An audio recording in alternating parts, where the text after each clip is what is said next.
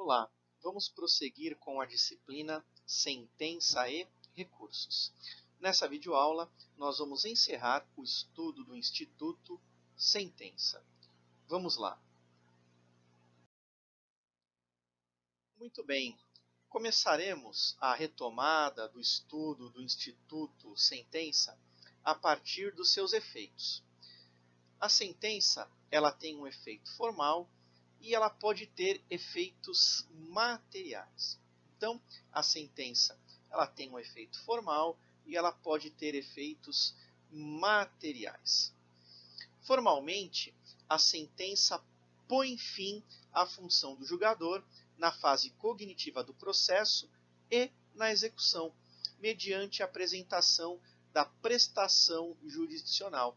Nós já vimos que a sentença corresponde ao ato processual a cargo do juiz, pelo qual ele entrega a prestação jurisdicional. Então, formalmente, é a sentença que encerra a fase cognitiva do processo, pelo menos em primeira instância, vale a pena lembrar, e que encerra a tutela satisfativa, a tutela executiva. Agora, materialmente, os efeitos da sentença criam novas relações jurídicas entre os litigantes. Materialmente, aquilo que decidido na sentença fixa, estabelece qual é a relação jurídica vigente entre as partes e que elas deverão, portanto, observar. Tradicionalmente, são reconhecidos os seguintes efeitos materiais. Primeiro, o declaratório. Depois, o constitutivo ou constitutivo negativo, também conhecido como desconstitutivo. E, por fim, o efeito condenatório. Repetindo, tradicionalmente, quais são os efeitos materiais clássicos das sentenças? O declaratório, o constitutivo e o condenatório. Vale aqui ressaltar que existem outros tipos de sentença, como a sentença de natureza, por exemplo, mandamental. Porém, por uma opção, por um critério metodológico, nós vamos abordar os três efeitos materiais que são clássicos, que são tradicionais: o declaratório, o constitutivo e o condenatório. Vamos começar pelo efeito declaratório. Verifica-se nas sentenças em que o juiz gera certeza jurídica sobre relação jurídica questionada em juízo. Os exemplos nos ajudarão a entender o efeito declaratório da sentença. Ação declaratória de existência de vínculo. Por exemplo, o exercício de atividade remunerada na qualidade de segurado empregado. Então, essa ação ela pode ser movida pelo segurado, empregado, que porventura não teve efetuados os recolhimentos de suas contribuições sociais pelo seu empregador, ou que não tem essa relação de emprego registrada, anotada em carteira de trabalho e previdência social. Dependendo daquilo que objetiva esse empregador, a justiça competente pode ser a Justiça do Trabalho, porque existem créditos trabalhistas decorrentes dessa declaração, ou pode ser a Justiça Federal, porque muitas vezes aquilo que busca esse empregado é apenas o reconhecimento do vínculo de emprego, do exercício de uma atividade remunerada enquanto empregado, para que dessa declaração, ele possa colher os efeitos previdenciários, por exemplo, o tempo de contribuição decorrente desse vínculo. Outro exemplo é a ação de uso capião, não é? Procedente a uso capião, o jurisdicionado ele não passa a ser dono do imóvel, imagino daqui uma uso capião relativa a um bem imóvel, ele não passa a ser proprietário a partir da sentença, não é? Isso é uma consequência importante do efeito declaratório, a retroatividade, ou seja, a partir do momento que o juiz reconhece que foram preenchidos os requisitos da usucapião, será a partir de então que será o jurisdicionado reconhecido como proprietário, e não no momento em que pronunciada a sentença, e menos ainda no momento em que ela transitar em julgado. Então é importante que o efeito declaratório da sentença ele é retroativo. Por quê? Porque o juiz não está criando uma relação jurídica, ele não está criando, constituindo a relação jurídica de propriedade, esse direito real que dá a titularidade do sujeito sobre a coisa imóvel. Não. O efeito declaratório é aquele que cria, que na verdade que gera uma certeza jurídica. Ele não cria relação jurídica. Ele apenas gera essa certeza, afastando qualquer dúvida, qualquer discussão, e portanto o efeito ele é inato, não é? Ele é retroativo. Muito bem. Efeito constitutivo. Aqui a sentença ela é diferente, não é? Verifica-se o efeito constitutivo nas sentenças em que o juiz cria nova situação jurídica para as partes ou opera a extinção de relação jurídica entre elas. O conteúdo dessa sentença ele consiste no reconhecimento e na efetivação de um direito potestativo, aquele no qual o devedor, o sujeito que está obrigado, ele não pode negar o direito do credor.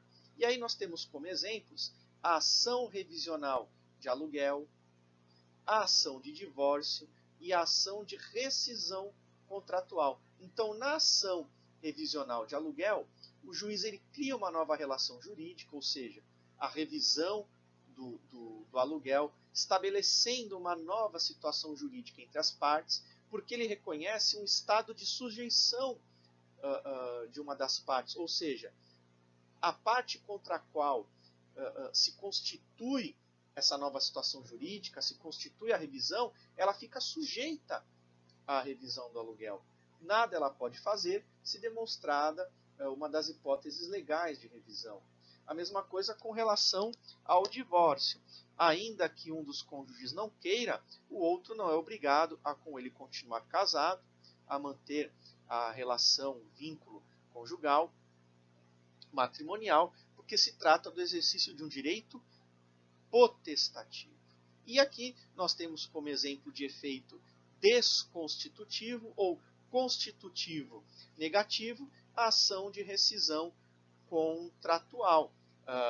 Claro que da rescisão existem efeitos, a rescisão contratual surte efeitos, mas a parte está sujeita a ela, ela não pode se opor à rescisão. Então é o efeito constitutivo negativo ou desconstitutivo. Então, o efeito declaratório é aquele que apenas gera uma certeza, ele elimina aquela crise de certeza, aquela incerteza que havia sobre a existência ou não prévia, pretérita, de uma relação jurídica, e o efeito constitutivo é aquele por meio do qual se cria uma nova situação jurídica ou se extingue uma situação jurídica, um vínculo jurídico, uma relação jurídica anterior. E por fim, o efeito condenatório.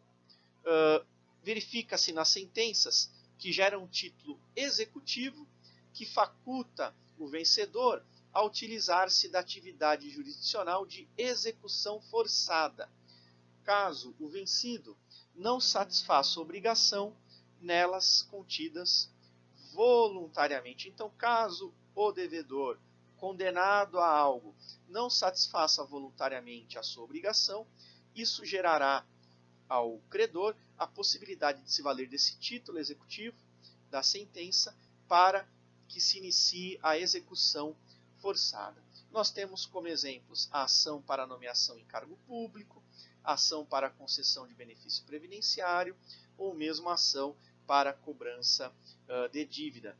Veja que aqui nós estamos falando de obrigações de fazer, obrigações de dar, não é?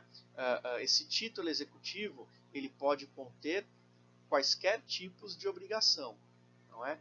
fazer, não fazer, dar, entrega de coisa, uma vez que não cumprida pelo devedor voluntariamente a obrigação contida no título, poderá então se valer o credor da execução forçada, quando então o Estado juiz praticará atos de satisfação da obrigação em prol dos interesses do credor.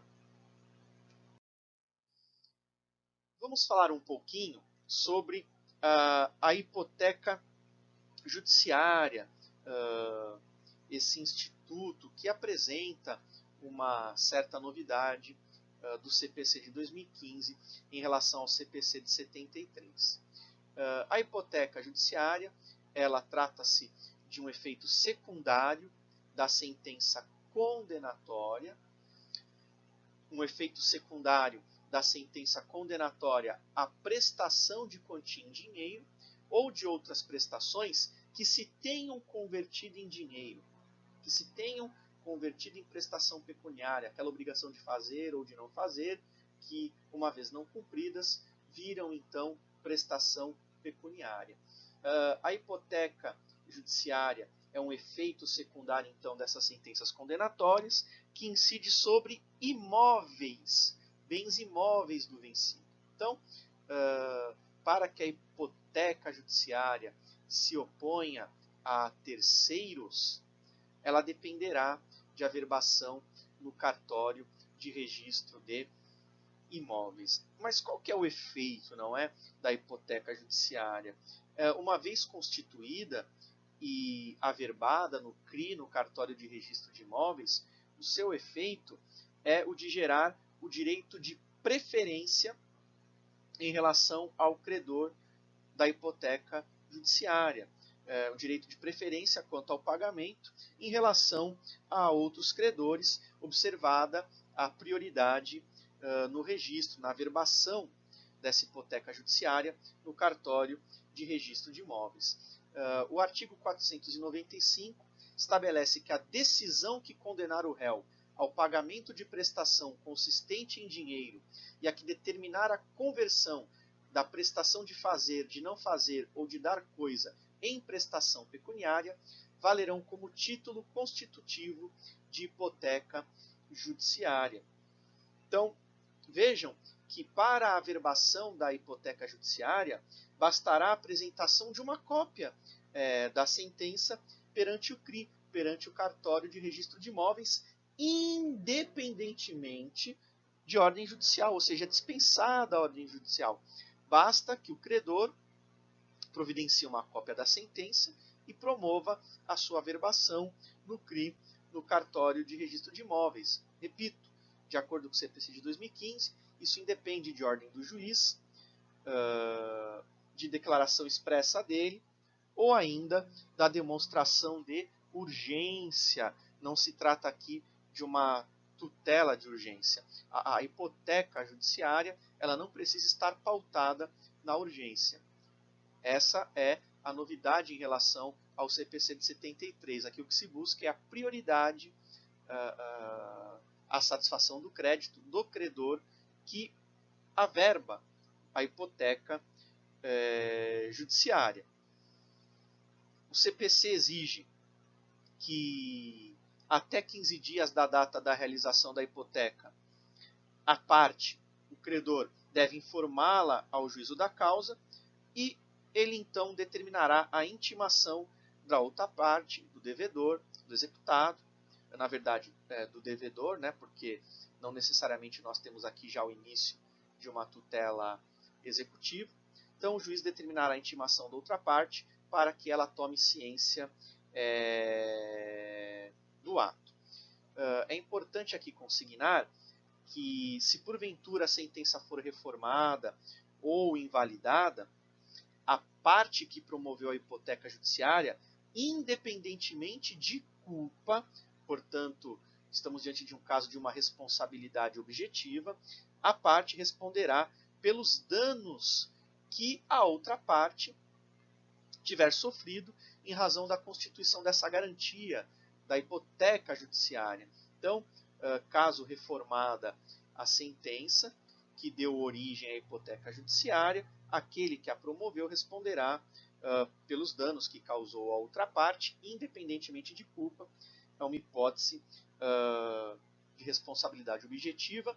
E mais, esse ressarcimento, essa indenização, ela será liquidada e executada nos próprios autos do processo, de acordo com o parágrafo 5º do artigo 494, parágrafo 5º do artigo 494 do CPC de 2015.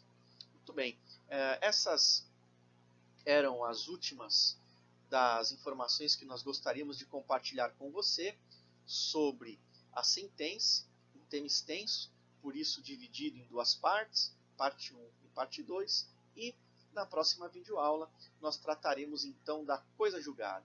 Depois de falarmos da sentença, vamos falar um pouquinho da coisa julgada. Eu aguardo você na nossa próxima videoaula. Até lá!